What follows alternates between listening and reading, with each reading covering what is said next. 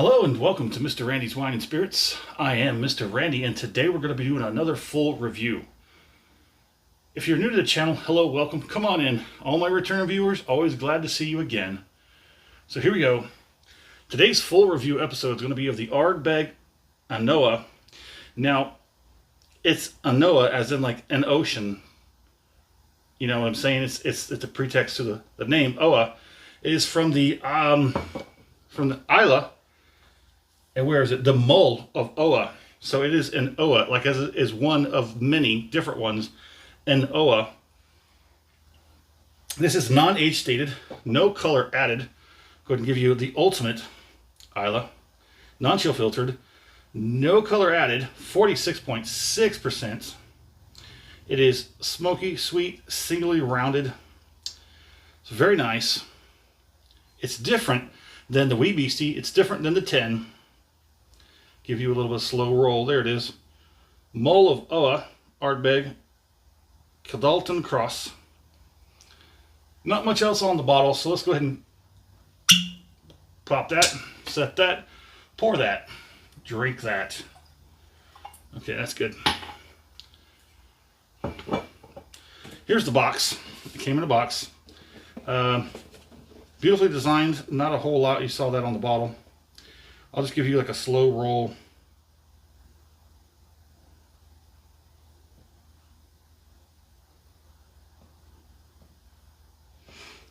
Imported by Moet Hennessy. That's quite interesting, isn't it? Well, now that that's done, don't need that. So, Mr. Randy did pay just a little over $63 out the door for this Anoa, or this Oa. Let's go ahead and break out Mr. Randy's. Hey, look what I found. I found Mr. Randy's handy dandy whiskey color scale off camera. I'm going to try and nail this. The lighting's a little bit off here. I want to say it's like a burnt amber. What do you think? Angling the lighting is just about horrible, but I'm going to peg it at burnt copper. Oh, I'm sorry, burnt amber. As soon as I poured it, you can smell it. Half the room can smell it. My cat can smell it. He looked at me. Yes, that's right. We're having an Ardbeg. Get used to it. So this tells us that we are using PX sherry casks with virgin oak and ex bourbon casks. So they take those two. I think they let them rest for. I didn't get an age statement. Yeah, no age statement on that. But that's what they do. They put the original spirit. Half of it goes in the PX sherry cask, half of it goes in the ex bourbon cask, and is that a third one, a virgin oak? And then they blend the three back together. They use what they call a gathering vat, or gathering. I think it's a gathering vat. My handwriting looks a little bit sloppy on this one. Whew. So on that nose, there's toffee. I can definitely I can pick the toffee out of there. It says dates. I guess so. I can't even recall the last time I had a date. I didn't have very many of them. I'm not those kinds of dates. Mr. Randy's married. Let's move on. It says tea. I am a connoisseur of multitudes of libations, tea being one of them. I love a good tea. I love a good authentic tea, not the stuff that you can buy off the shelf at a grocery store. I'd be more willing to accept something you might find off of, I don't know, an eccentric store like Trader Joe's or something like that. Something a little bit better, a little more authentic. I like loose leaf tea. That stuff is amazing. I have all the setup for that. I was thinking about maybe doing a part of that in another different channel or something, but moving on. Butterscotch. I can get butterscotch out of this. There is a little bit of that ethanol, carries with it a little bit of a medicinal character. It's got a good nose. It's definitely stand out from the 10-year and the Wee Beastie. I like the 10. I like the Wee Beastie. A lot of people say you shouldn't waste it on the Wee Beastie. Just put it all in the 10. But then people say, well, why waste anything on a 10 when you could put it in the 12? Why would you waste anything on a 12 when you could put a 15? Where does it end? Let's just put it in the bottle so we can drink it, shall we? Let's get this first acclimation pour. I'm palating done so we can get used to it and get on with it.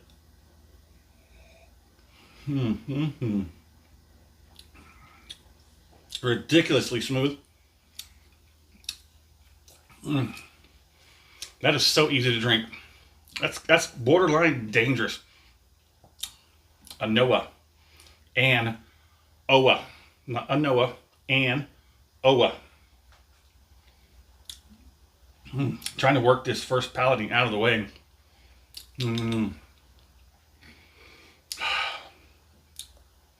Still haven't landed a permanent residency yet. We've got a couple of potentials. We might go looking at those this weekend. Let's go ahead and get that second palating and see what she has to say.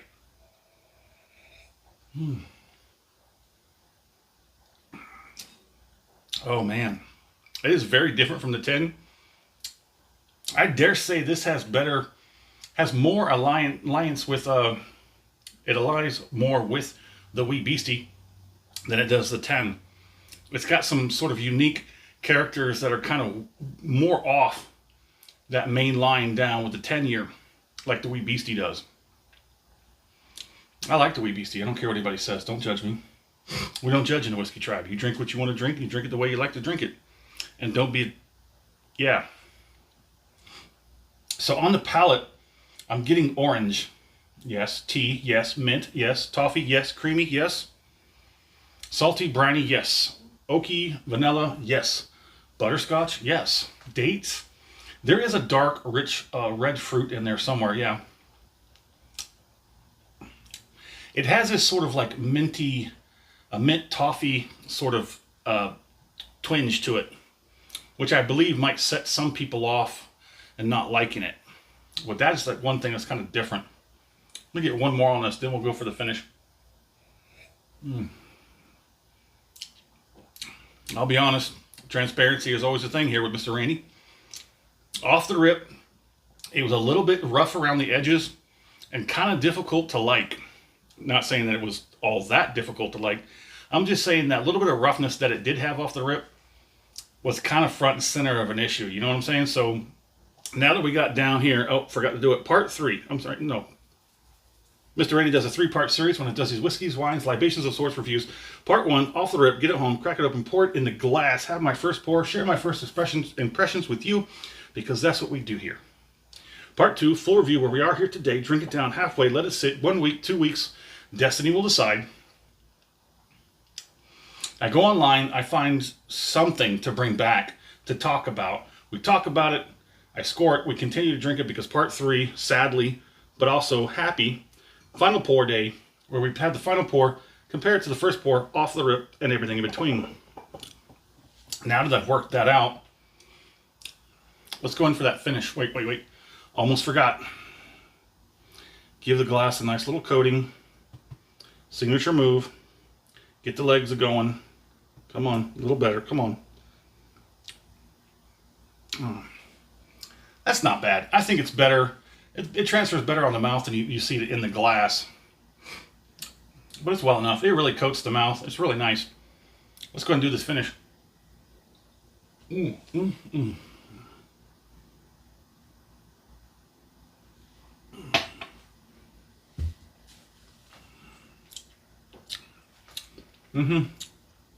You're getting that orange tea, mint, toffee, creamy, butterscotch. There's my butterscotch.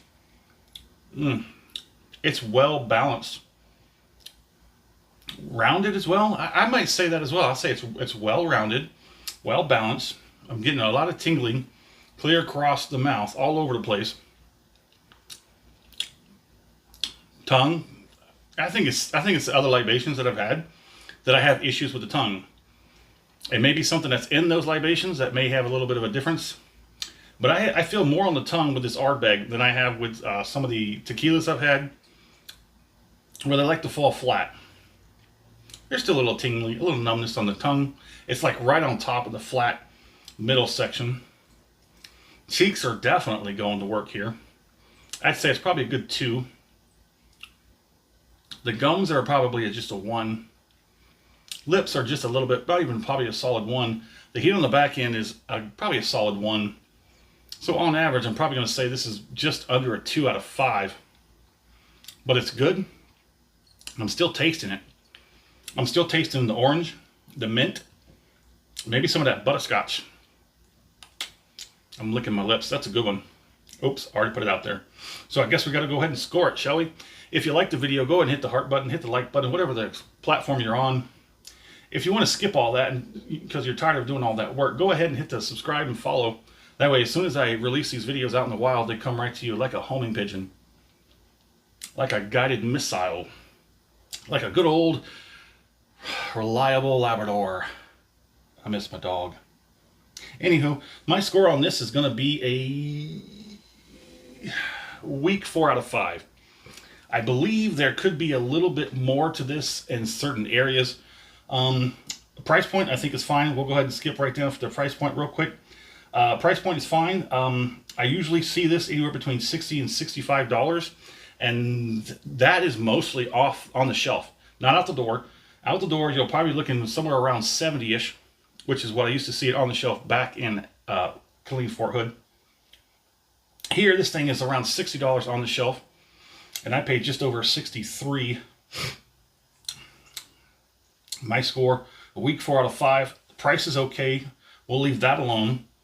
It's got a good 46.6, so that gives it a little bit of boost. It's got a plethora of characters that are kind of through and through, from the nose, the palate, and then the finish. There's a lot of goodness here, but I feel like, I don't know, I feel like that finish is a little bit on the weak side. The palating is okay. The nose is beautiful, always beautiful when it comes to Ardbeg.